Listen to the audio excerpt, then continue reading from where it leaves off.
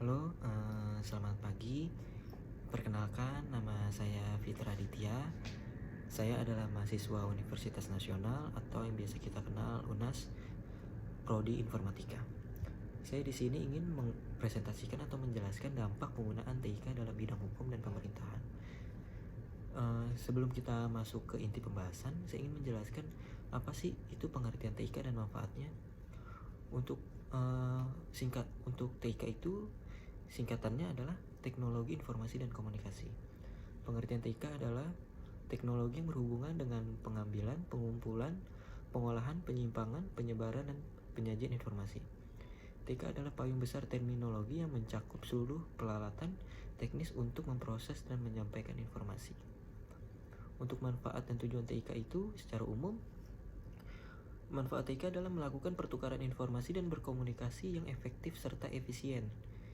Maksudnya, proses pertukaran informasi serta komunikasi bisa dilakukan di mana saja kita berada dan dalam kondisi apapun.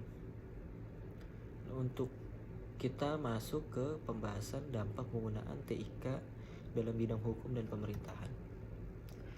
Dampak positif TIK dalam bidang hukum ada 5 poin. Yang pertama, membantu menyiarkan kebijakan dan aturan dari pemerintah kepada masyarakat secara luas.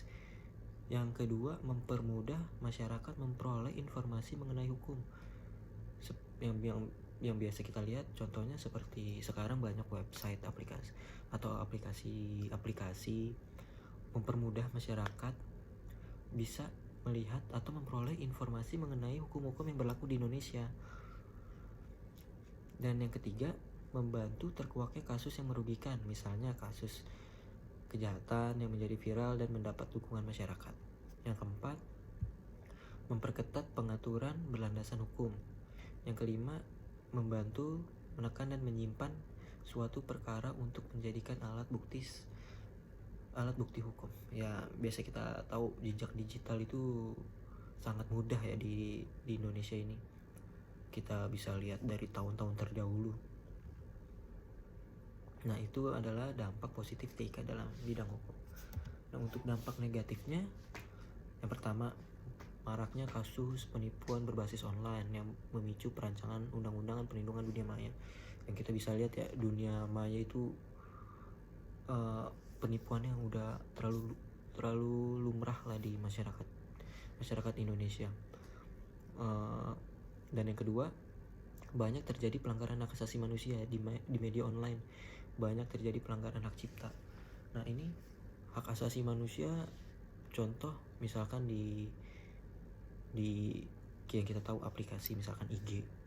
Di situ banyak nih masyarakat Indonesia yang terlalu gampang mengatai seseorang, mengatai ham mereka. Kita karena terlalu mudah untuk di expose.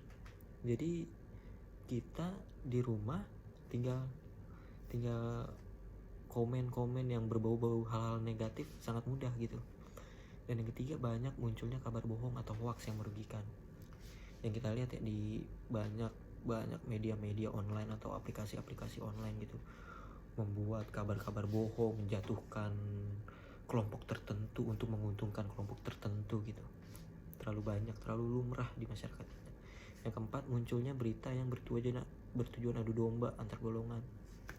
Yang kita bisa lihat contoh kelompok ini dan kelompok ini di media online, di media sosial ini berdua, kelompok ini dan kelompok ini saling adu domba, saling tidak mau salah. Ini menurut ini salah ini, menurut ini kelompok ini salah ini. Nah, itu yang keempat. Dan yang kelima, munculnya tindakan anarkis yang dilakukan masyarakat. Yang bisa kita lihat di media online atau media sosial, kita bisa apa saja kita katai di media online itu ya. Karena tidak ada payung yang untuk terlalu minim payung hukum yang berlaku di media sosial kita. Nah, untuk dampak positif TIK dalam bidang pemerintahan nih, ada 5 poin. Yang pertama, dengan adanya informasi yang mencukupi, masyarakat dapat menentukan pilihannya sendiri. Yang kedua, pemberdayaan masyarakat melalui informasi yang mudah diperoleh. Yang ketiga, pelayanan yang lebih baik kepada masyarakat. Yang keempat, peningkatan hubungan antar pemerintah, pelaku bisnis, dan masyarakat umum.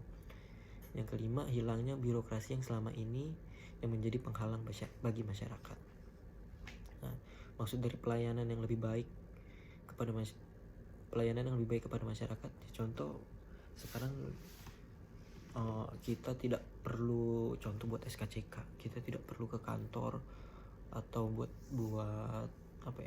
STNK gitu, kita tidak perlu ke kantor urus dari awal. Kita bisa lewat media online, aplikasi online, kita bisa masukkan data-data diri kita sebelum kita ke sana, ke kantor pemerintahan.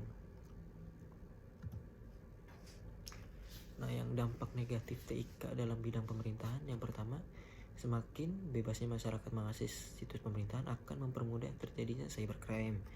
Yang kedua, banyak negara yang meragukan berita-berita negara yang diterbitkan oleh negaranya sendiri. Yang ketiga, biaya. Walaupun politik dalam pemerintahan menggunakan IT lebih meminimalisir biaya, tetapi dalam penyusunan infrastrukturnya membutuhkan biaya yang cukup besar. 4. Jangkauan akses. Harus diakui tidak semua orang bisa mengakses internet dengan mudah. Misalnya mereka yang berada di pedalaman akan sulit mengakses internet. Nah, adapun cara-cara untuk menangani dampak negatifnya. Yang pertama, gunakan teknologi informasi sesuai dengan kebutuhan. Yang kedua, pilih informasi yang memiliki sumber yang jelas. Untuk yang ketiga, sebelum membagikan informasi, telusuri terlebih dahulu informasi tersebut apakah hoax atau hanya adu domba. Yang keempat, jangan mudah terpengaruh terhadap informasi yang provokatif. Sabar, kita jangan mudah terprovokasi di media-media online. Yang kelima, ketika bersosial media, utamakan rasa toleransi dan saling menghargai. Itu adalah cara-cara untuk menangani dampak negatif dari TIK dalam bidang dalam bidang pemerintahan dan hukum. Nah, itu saja presentasi dari saya. Mohon maaf kurang lebihnya. Assalamualaikum warahmatullahi wabarakatuh.